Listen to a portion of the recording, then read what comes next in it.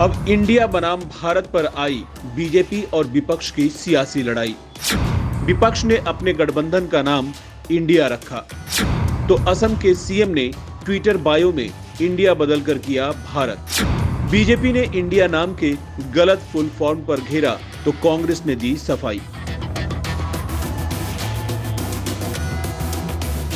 लोकसभा चुनाव 2024 में 26 विपक्षी दल इंडिया नाम के गठबंधन के साथ उतरेंगे।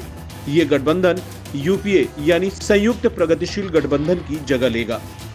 कांग्रेस समेत 26 पार्टियों के इस गठबंधन का मुख्य एजेंडा बीजेपी के गठबंधन एनडीए यानी राष्ट्रीय जनतांत्रिक गठबंधन को टक्कर देना है। लेकिन अब लड़ाई इंडिया और भारत के बीच आ गई है।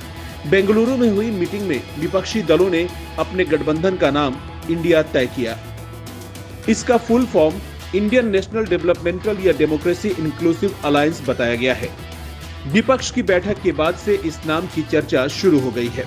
जहां विपक्षी दल इसे टीम इंडिया बता रहे हैं, वहीं भारतीय जनता पार्टी और उसके नेताओं ने इस नाम पर निशाना साधना शुरू कर दिया है। विपक्ष द्वारा अपने गठबंधन का नाम इंडिया रखे जाने के बाद असम के मुख्यमंत्री हिमंत बिश्व शर्मा ने मंगलवार को अपने ट्विटर बायो में इंडिया हटाकर भारत कर लिया। शर्मा ने इंडिया की जगह भारत के लिए भाजपा वाक्यांश का भी इस्तेमाल किया। उन्होंने एक ट्वीट कर विपक्षी गठबंधन के नाम पर निशाना साधते हुए लिखा, हमारा सभ्यतागत संघर्ष इंडिया और भारत के इर्द गिर्द केंद्रित है।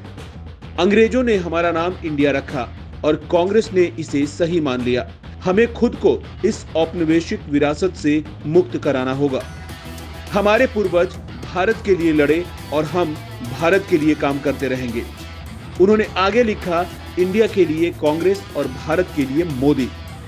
गौरतलब है कि हिमंत बिश्व शर्मा के पुराने ट्विटर बायो में पहले chief minister of Assam India लिखा था, जिसे उन्होंने बदलकर chief minister of Assam Bharat कर लिया। दरअसल असम के मुख्यमंत्री ने यह कदम तब उठाया जब 26 विपक्षी दलों के नेताओं ने बेंगलुरु में 2 दिवसीय बैठक में 2024 के लोकसभा चुनाव से पहले अपने महागठबंधन के लिए इंडिया नाम तय किया। वहीं इस नाम पर हंगामे के बीच कांग्रेस की तरफ से सफाई भी आने लगी है। कांग्रेस सांसद जयराम रमेश ने लिखा है कि भारतीय संविधान का अनुच्छेद 1 इंडिया यानी भारत राज्यों का एक संघ होगा, जहां जयराम ने भारत और इंडिया को एक बताया।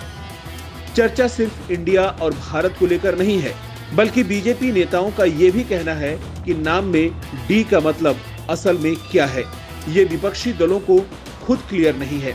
दरअसल विपक्षी एकता की मीटिंग में शामिल लोगों ने जब ट्विटर पर इसका नाम शेयर किया तो फुल फॉर्म अलग अलग लिखी गई। जैसे कांग्रेस ने डी का मतलब डेवलपमेंटल बताया, वहीं शरद पवार ने डी का मतलब डेमोक्रेसी लिखा। इस पर कांग्रेस की चुटकी लेते हुए बीजेपी की तरफ से अमित मालवीय ने कहा कि डी का मतलब डेमोक्रेटिक है या फिर डेवलपमेंटल। जो लोग इस छोटी सी बात पर आम सहमति नहीं बना सके, वे देश चलाने की उम्मीद कर रहे हैं। मालवीय ने यह भी पूछा कि यूपीए को अपनी मौजूदगी खत्म करके नई पहचान चाहिए थी, लेकिन नाम बदलने से चरित्र नहीं बदलता। वहीं भारतीय जनता पार्टी के ट्विटर हैंडल से लिखा गया कि जिस इंडिया को दुनिया भर में बदनाम करते फिरते हैं, अपने अस्तित्व और परिवारों को बचाने के लिए उसके नाम का ही सहारा लेना पड़ा, और तो और वो नाम भी सही से नहीं ले पा रहे हैं। इसके अलावा बीजेपी नेता और यूपी के पूर्व डिप्टी सीएम दिनेश शर्मा ने लिखा कि विपक्ष का नया गठबंधन इंडिया का मतलब असल में ई से इमोरल, एन से नेपोटिज्म, डी से डिसऑनेस्ट, आई से इनकैपेबल और ए से अलायंस है। दिनेश शर्मा ने आगे लिखा, भ्रष्टाचारी भेष बदलकर आ रहे हैं, देश को लूटने वाला नया स्वांग रचा रहे हैं। जनता को सावधान रहने की जरूरत है।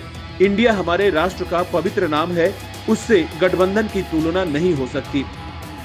कांग्रेस समेत 26 दल विपक्षी दलों की इस मीटिंग के लिए बेंगलुरु में जुटे थे। ये विपक्षी दलों की दूसरी मीटिंग थी। इससे पहले ऐसी बैठक पटना में हुई थी। मंगलवार को प्रेस कॉन्फ्रेंस में कांग्रेस अध्यक्ष मल्लिकार्जुन खड़गे ने बताया कि विपक्षी नेताओं की अगली बैठक अब मुंबई में होगी।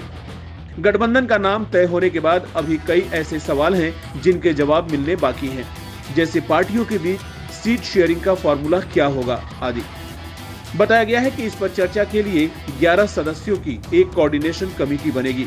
गठबंधन का नाम इंडिया किसने दिया ये फिलहाल साफ नहीं है। इस बीच तमिलनाडु की पार्टी विदुथलाई चिरुथिगल काची के मुखिया थिरुमावलवन ने दावा किया कि बंगाल की मुख्यमंत्री ममता बनर्जी ने इंडिया नाम सुझाया था। बाद में चर्चा के बाद इसे फाइनल किया गया। मीटिंग में शामिल सीपीआई के नेता सीताराम येचुरी ने बताया था कि फिलहाल 26 पार्टियों के इस गठबंधन में किसी को 2024 के लिए पीएम फेस नहीं बनाया गया है। बेंगलुरु के इस महाजुटान पर पीएम नरेंद्र मोदी ने भी जोरदार हमला बोला था। उन्होंने इस बैठक को भ्रष्टाचारियों का सम्मेलन करार दिया था। पीएम मोदी ने कहा कि ये लोग असीमित भ्रष्टाचार करते हैं। मोदी ने यह बात पोर्ट ब्लेयर में वीर सावरकर अंतर्राष्ट्रीय हवाई अड्डे के नए एकीकृत टर्मिनल भवन के उद्घाटन समारोह के दौरान कही थी।